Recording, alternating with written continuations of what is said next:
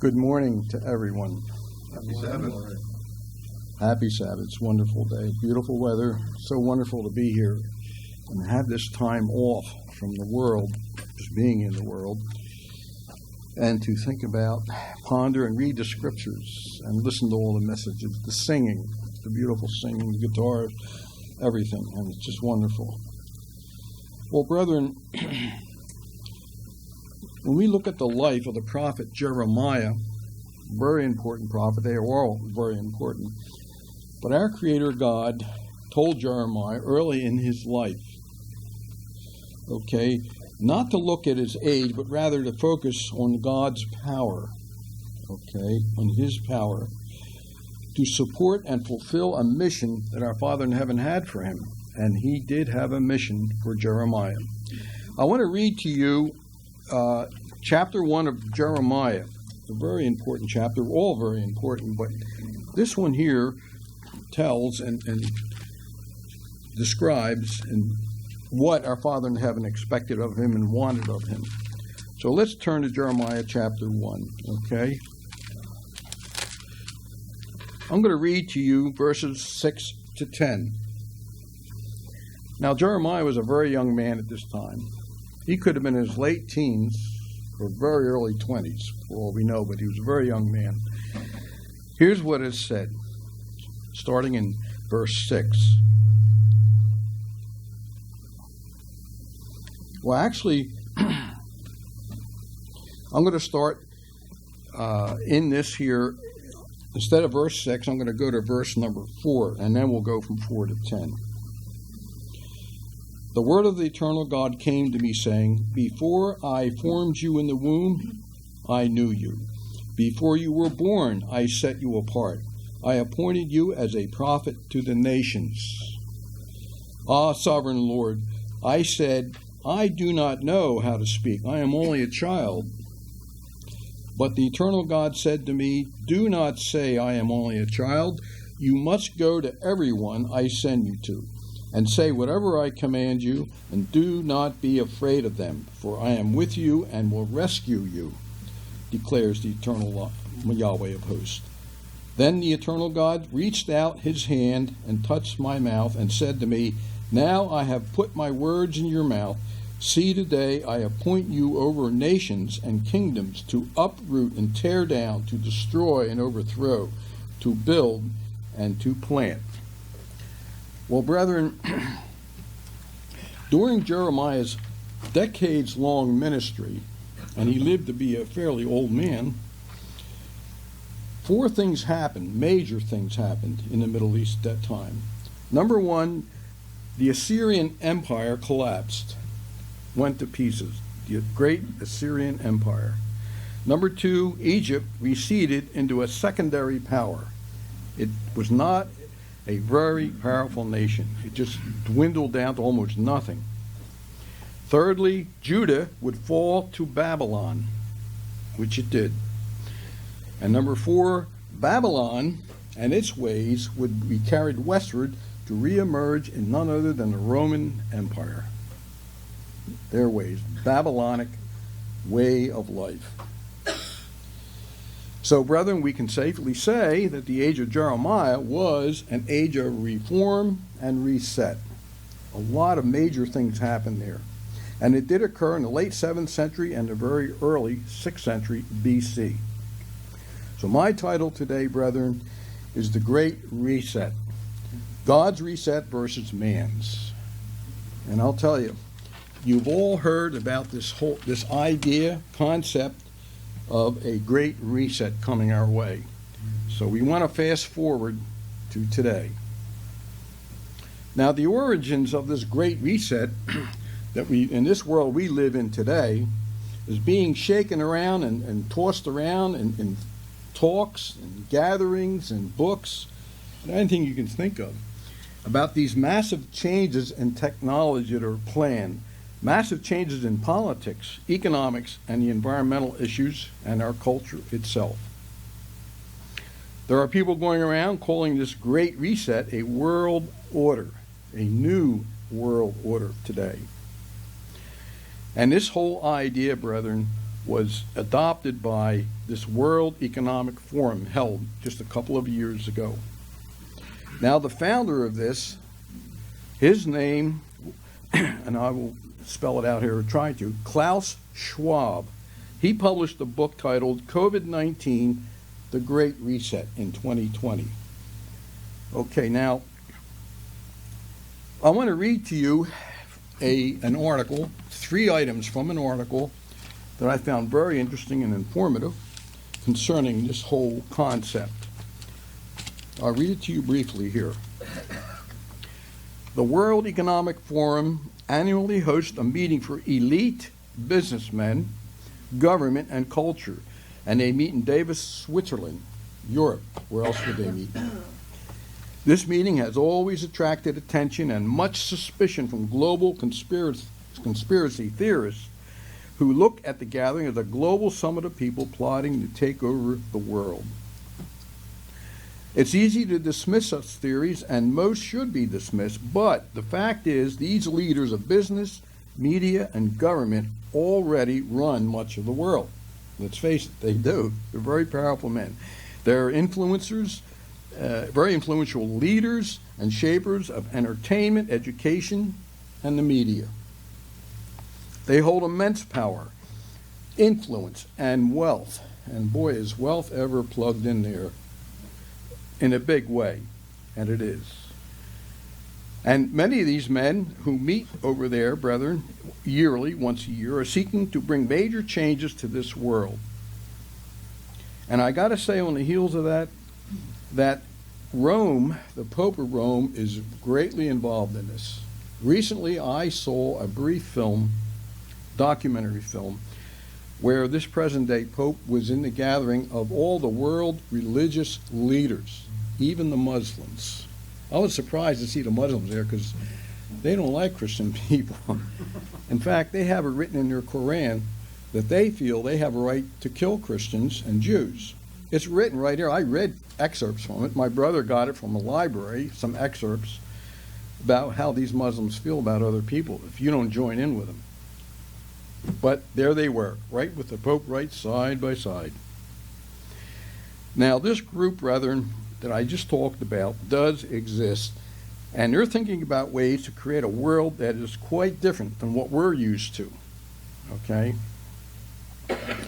Okay, now, the other thing is the lens through which this book I mentioned, okay, and others espousing the same idea, they're kind of viewed as fundamental understanding that the global elite and are transnationalists. They don't think of any national boundaries. Now, that's important to think about that. They don't think about national boundaries. They see nation states and boundaries as obstacles that need to be removed. Okay, that's their idea, their way of thinking. In their view, national governments are relics of a bygone era needing to be swept away. Nation states are convenient places where global operations like Coca-Cola, Amazon, and Apple, they exist to serve the global community. Most companies, big companies in this country, brethren, are based offices and buildings and everything overseas, and they are. We can attest to that. Now, I want to read to you something. It came out about a year ago, okay, and it was from none other than a Cardinal Archbishop of Rome, okay. Well, he was an archbishop, but he was high up in the hierarchy of the Vatican. His name is Archbishop Vigano. Here's what he said. Now, this is about a year ago. He said, a global plan called the Great Reset is underway. Its architect is a global elite that wants to subdue all of humanity, imposing coercive measures with which to drastically limit individual freedoms and those of the entire populations. In several nations, this plan has already been approved and financed. Notice the word financed. A lot of money's poured into it. In other countries, it is still in an early stage. Behind the world leaders who are the accomplices and executors of this infernal project, as he called them, there are unscrupulous characters who finance the World Economic Forum Event 201 promoting their agenda. Well, there was one gentleman, one man, who saw the light. He saw through all of this, and he talked about it. He brought it to light. Okay, what their real intentions are. Well, brethren, I believe that this elitist movement going on in this country and overseas, of course, in conjunction with Europe, they're going to create a lot of problems for a lot of people. And they try to take their freedoms away from them, do away with national boundaries, governments, and everything. In fact, about 3 or 4 years ago, I'll say maybe closer to 4, I heard a major politician in Washington make the comment that the Constitution of the United States is outdated. He made that comment. I was surprised to hear that. But you would think these men down there would stick to constitutional rights and everything that go with it. But some of them are waning on it. They think it should be done away with and changed or whatever. Well, in any event, brethren, this rise of a coalition of nations into a system that the Bible refers to as Babylon the Great, and it is Babylon the Great, our Creator, Father in heaven, has different plans towards that.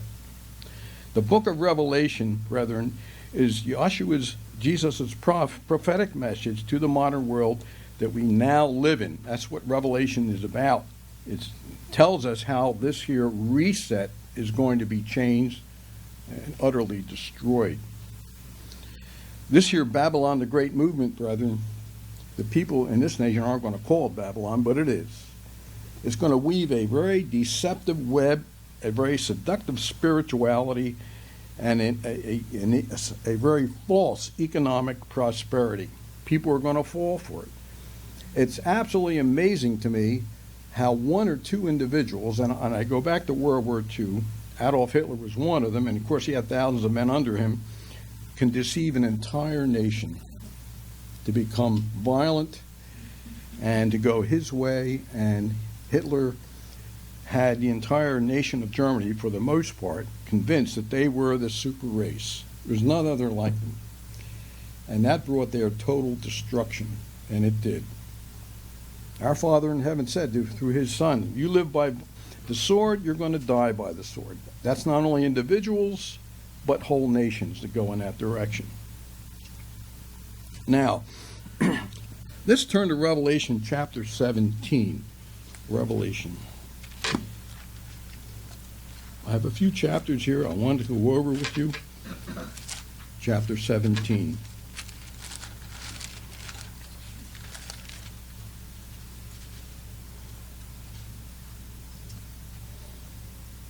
I'm going to read to you verse 12 to 14. The 10 horns you saw are 10 kings who have not yet received the kingdom, but who for 1 hour will receive authority as kings over along with the beast. Now, brethren, keep in mind, a beast, as the Bible describes it, is a government, and it is a beast power. Verse 13, they have one purpose and will give their power and authority to the beast. They will make war against the Lamb, but the Lamb will overcome them, because he is Lord of lords and King of kings, and with him will be his called and chosen and faithful followers. They're going to be with him when he brings them down. If you go to chapter 18, that entire chapter tells of the fall of Babylon. I'm going to read to you verses 2 and 3 here. With a mighty voice this angel shouted, fallen, fallen is Babylon the Great. She had become a home for demons and a haunt for every evil spirit, a haunt for every unclean and detestable bird. For all the nations have drunk the maddening wine of her adulteries. The kings of the earth committed adultery with her, and the merchants of the earth grew rich from her excessive luxuries. There it is, brethren, the fall of Babylon. So this reset is going to wind up initially as the rise of these 10 nations. If you go back to the book of Daniel, you will see this image that Nebuchadnezzar, the king of Babylon, saw. He was absolutely terrified at this and took Daniel to interpret it, as you all know. But those 10 toes at the very bottom of that statue, brethren, are these 10 nations made of iron mixed with clay. Someone made the suggestion that possibly the clay would be the Muslims in Europe. It's possible. I don't know. But we'll see as time goes on. But these 10 nations, I can tell you now, are already forming, and it's in the pipeline, because I've seen documentaries on the internet that the French military and the German military have gotten together. They're exchanging ideas, weapons, and they're learning each other's language. Two of the largest nations in Europe. And it's not going to surprise me. They're going to draw in other countries, too, and share all this information and become a powerful group of nations. However, if you go over to Revelation 20,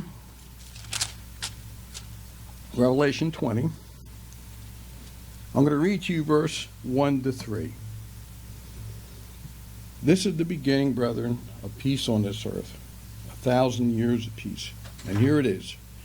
And I saw an angel coming down out of heaven, having the key to the abyss and holding in his hand a great chain. He seized the dragon, that ancient serpent, who is the devil, or Satan, and bound him for 1,000 years. He threw him into the abyss and locked and sealed it over him, to keep him from deceiving the nations any more, until the 1,000 years were ended. After that he must be set free for a short time. But during that millennium, brethren, we're going to have peace on this earth. It's been discussed in our messages in various ways, where we're going to have peace. We're going to have good health, prosperity, and many things. I just love to hear about it. So it's coming about. And brethren, we're finally going to attain a world where peace and justice and love are going to exist.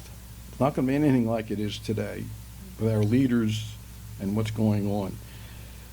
But this great reset is in progress, and it's going to come about.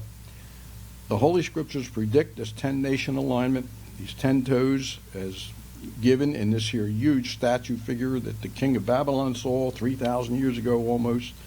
But it's going to come about.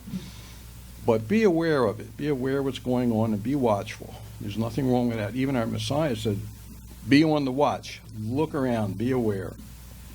And let's not bury our heads in the sand, but keep up the faith, brethren, no matter what happens.